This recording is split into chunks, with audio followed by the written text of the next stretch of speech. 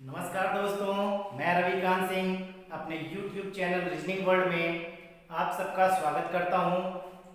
आज हम लोग कोडिंग डिकोडिंग के एक दूसरे टाइप जो कि तुलना के द्वारा कूट लेखन पर आधारित होता है, इसके बारे में पढ़ेंगे। इस तरह के प्रश्न अधिकतर दिल्ली पुलिस एसआई में या दिल्ली पुलिस कांस्टेबल में पूछे जाते हैं।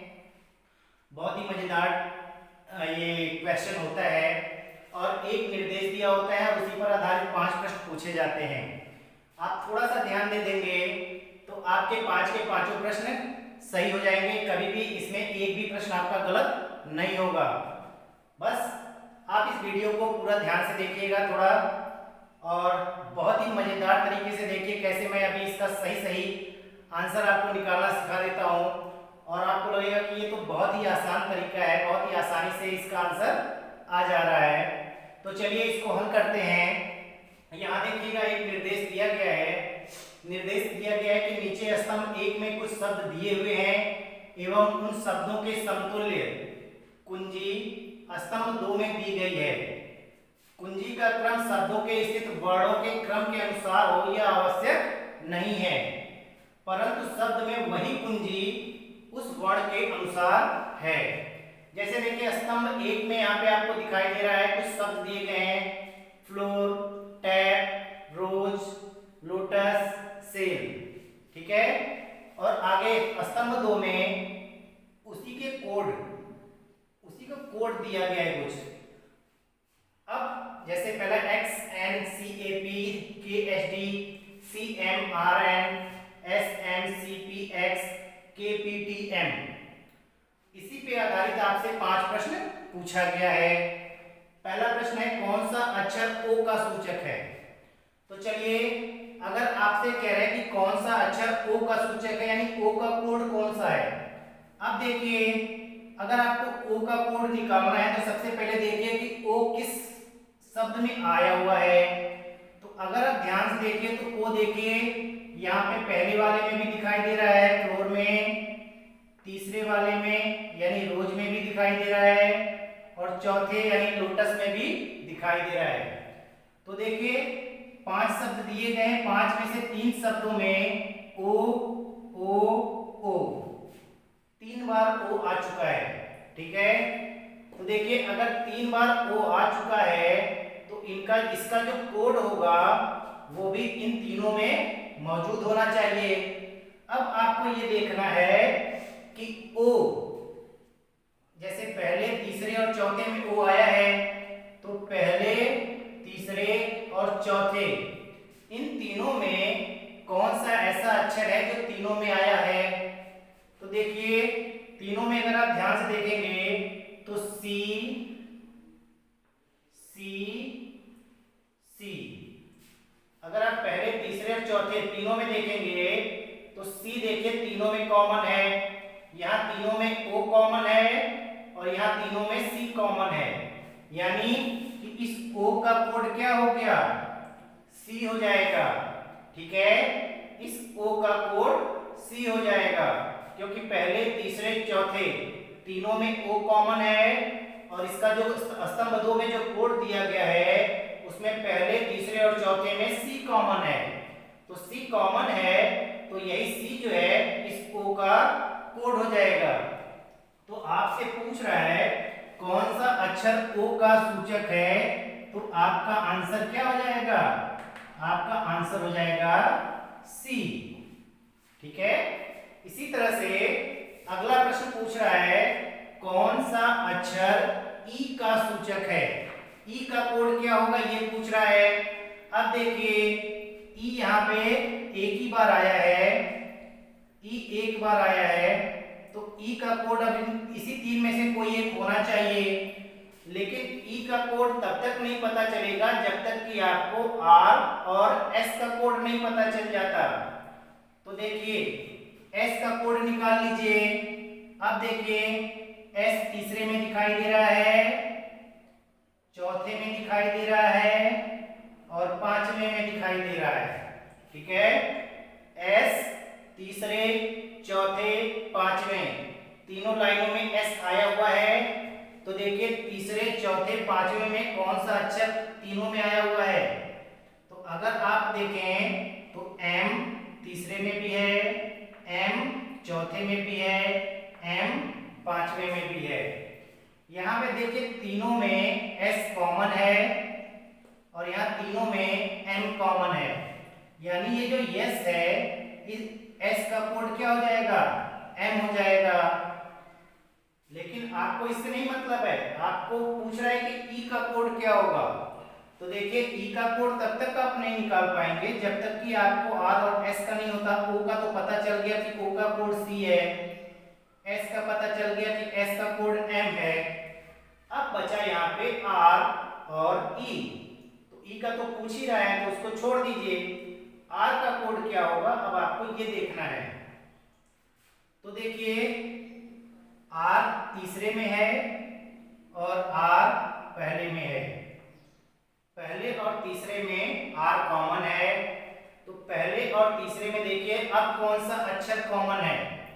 तो जैसे देखिए पहले में भी एन है और तीसरे में भी एन है।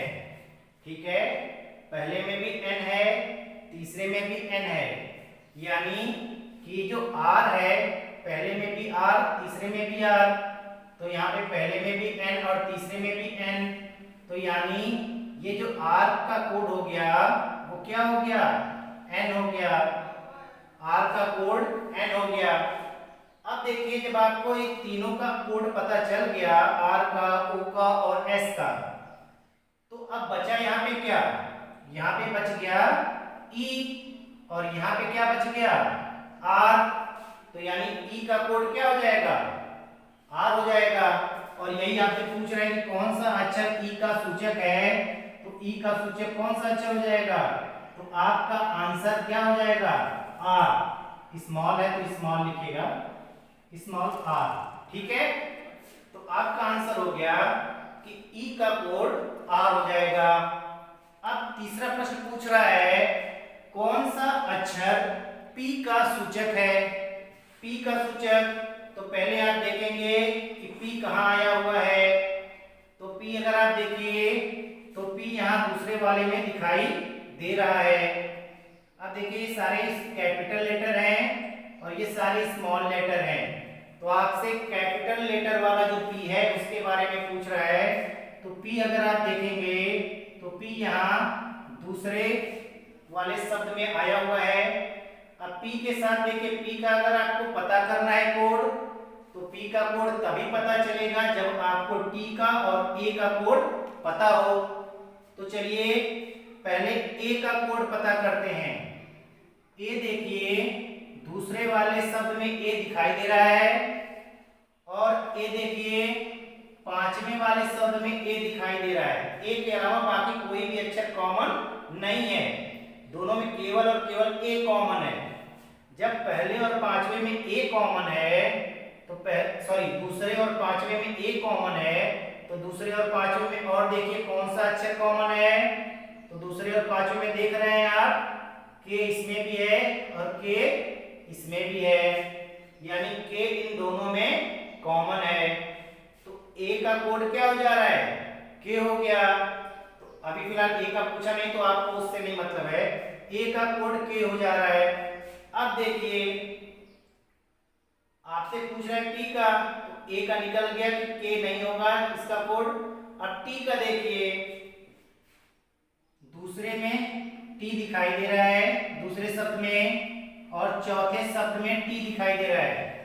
देखिए टी के साथ एपी है और एपी यहाँ पे नहीं आया है, यानी दूसरे में और चौथे में केवल और केवल टी कॉमन है। दूसरे और चौथे में केवल और केवल टी कॉमन है।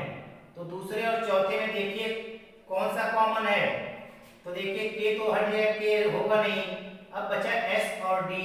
तो यहाँ पे देखिए एस यहाँ पे भी आया है और एस यहाँ पे भी आया है, यानी टी का कोड क्या हो गया? एस हो गया। टी का कोड एस हो गया। अब आपको टी का और ए का कोड पता चल गया। तो यहाँ पे बचा क्या? पी और यहाँ पे क्या बचा? डी। तो तो इसी P का कोड क्या हो जाएगा, D हो जाएगा। और आपसे एक पूछ रहे कौन सा अक्षर P का सूचक है, तो P का सूचक हो गया D, स्मॉल d। ठीक है। अब अगला प्रश्न आपसे पूछ रहा है कि कौन सा अक्षर L का सूचक है, L का कोड। अब L का कोड अगर आपको निकालना है तो देख लीजिएगा, पहले में L आया हुआ है, चौथे में L आया हुआ है और पांचवें में भी L आया हुआ है। तो देखिए पहले शब्द में L, चौथे शब्द में L और पांचवें शब्द में L।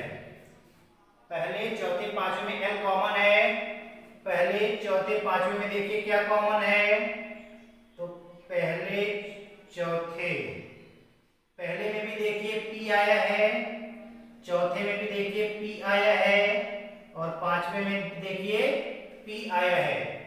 यानी पहले चौथे और पांचवें में L कॉमन है, तो पहले चौथे और पांचवें में P कॉमन है। तो यानी L का कोड क्या आ गया, L का कोड आ गया